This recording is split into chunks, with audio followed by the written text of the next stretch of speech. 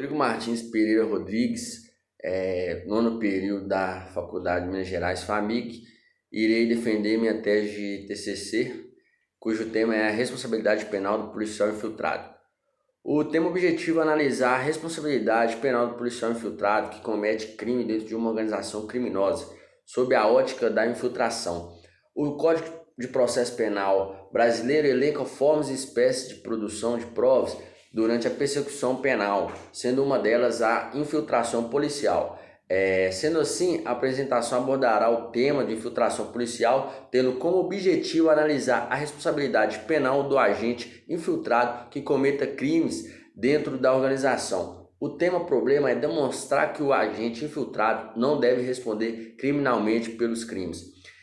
Dando sequência à apresentação de forma introdutória, é necessário que entendamos o conceito de infiltração policial. Conforme o doutrinador penal Guilherme Souza Nutti, tal termo tem como escopo de inserir policiais no cunho da investigação em organizações criminosas, usando identidade falsa, por exemplo, para conhecer a estrutura, os membros e os modos operantes para obter provas que não seriam possíveis por outras vias. Juridicamente falando, o Código de Processo Penal brasileiro apresenta diversas formas de obtenção de provas.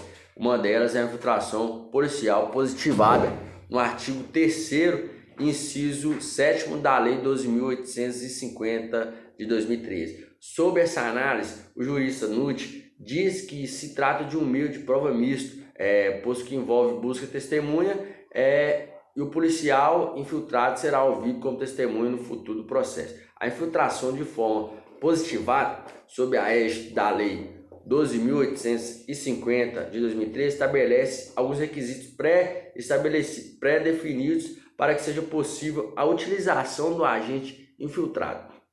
Conforme o artigo 10 da referida lei, tal meio será feito sob tarefa de investigação representada pelo delegado de polícia ou mediante requerimento do Ministério Público, após a análise técnica do delegado solicitada no inquérito, motivada e sigilosa, autorização judicial que estabelecerá seus limites.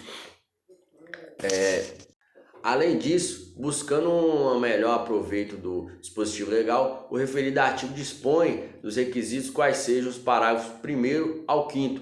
Entre eles, é importante destacar alguns, como o primeiro, que dispõe que, caso haja representação do delegado, o juiz decidirá se ouvirá o Ministério Público. O parágrafo 2º também é importante, que será admitida a infiltração quando há indício de infração penal, que não seja possível provas obtidas por outro meio. O terceiro fala do prazo, que é de 6 meses, pode ser prorrogável. E o parágrafo 5º também é importante, que durante a investigação o delegado poderá determinar seus agentes relatório acerca do andamento da investigação. E o Ministério Público poderá solicitar relatório também.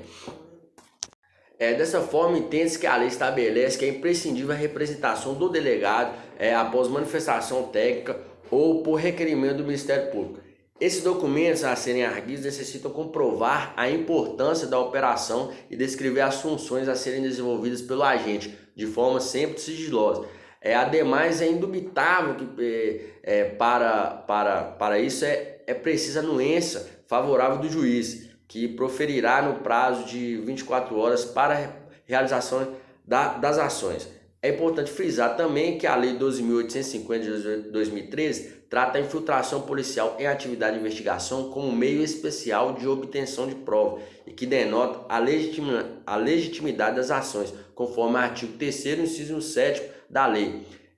Em qualquer fase da persecução penal serão permitidos, sem prejuízo de outros, já representado em leis, os seguintes meios de prova. Inciso 7º. A infiltração por policiais em atividade de investigação. Ainda sobre a proteção jurídica em que a infiltração é elencada no que tange à constitucionalidade, Cleberson Márcio e Vinícius Marçal, doutrinadores penais, pregam que a infiltração são novas técnicas especiais de investigação voltadas para o enfrentamento da criminalidade organizada, usada como vetor como vetor a proporcionalidade e de acordo com o due process of law, compatível com o garantismo penal devidamente regulamentada pela legislação, haverá mais eficácia e frequência nesse meio utilizado. Como já exposto anteriormente, é indubitável a imprescindibilidade das ações de infiltração no seio do crime. Desta forma, muito se discute acerca da responsabilidade penal do policial infiltrado, que é intimamente ligada ao princípio da proporcionalidade. Sobre o fato deste princípio, os doutrinadores Christian Jesk e Rita de Araújo dispõem que o legislador se preocupou em não dar um passe livre ao agente para que o mesmo cometesse crime sem ser punível. Nos casos concretos, o policial, ao se infiltrar, tem que certas vezes praticar crimes planejados pela organização visando não comprometer seu disfarce. O doutrinador Fernando Stefan da Costa assevera que o agente é compelido a praticar crimes para ganhar a confiança dos investigados, demonstrando lealdade a eles. Desta forma, o legislador deve levar em consideração tais condições, pois o policial age em nome do Estado para desmontar o crime. Assim, a Lei 12.850 de 2013, em seu artigo 13, assegura que não é punível no âmbito da infiltração a prática de crime pelo agente infiltrado no curso da investigação, quando inexigível conduta diversa. Entende-se então que o agente, ao se deparar com delito que lhe seja exigido dentro da proporcionalidade, não responderá pelo cometimento e aplica-se a excludente de ilicitude de inexigibilidade da conduta, conforme apregoa o doutrinador Mendrone. A lei cria respaldo para o policial agir, desde que não haja com excesso e não seja fora do escopo da investigação. Conclui que o agente deverá observar os limites das suas ações agindo sob proporção.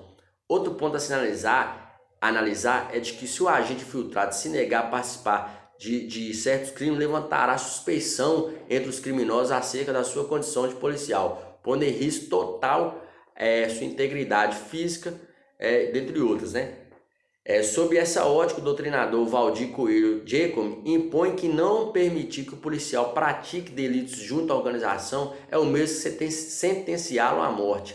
A jurista Nádia Bornt completa que, estando o agente infiltrado atuando em prol do Estado e sociedade, é extremamente necessário que as ações sejam emolduradas às possibilidades de excludente.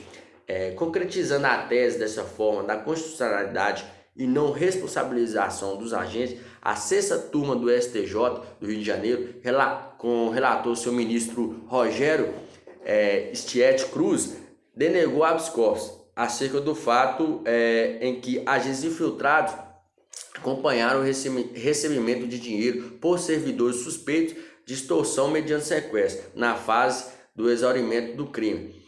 O entendido pelo legislador exclui a culpabilidade dos agentes por se tratar de inexigibilidade da conduta diversa e não passou dos limites da proporcionalidade.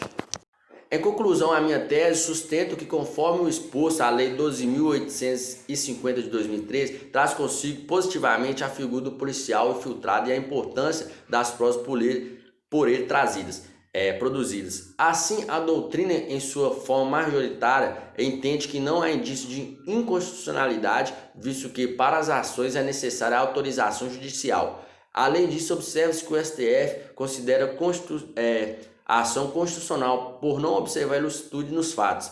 Ademais, percebe-se que a infiltração respeita os princípios de proporcionalidade, eticidade e moralidade, sendo que só se infiltrará após autorização judicial e sob observância de todos os requisitos. No que tange ao agente, deverá ser escolhido de forma minuciosa e se fazendo necessária a preservação da vida do policial mediante sigilo. Concluo dessa forma a tese de que o agente infiltrado que comete crime atuando dentro de uma organização criminosa não deverá ser penalizado, vez que para a manutenção do seu disfarce era necessário um enquadramento no meio onde que está inserido, sendo todas as ações em prol do Estado e do bem-estar social.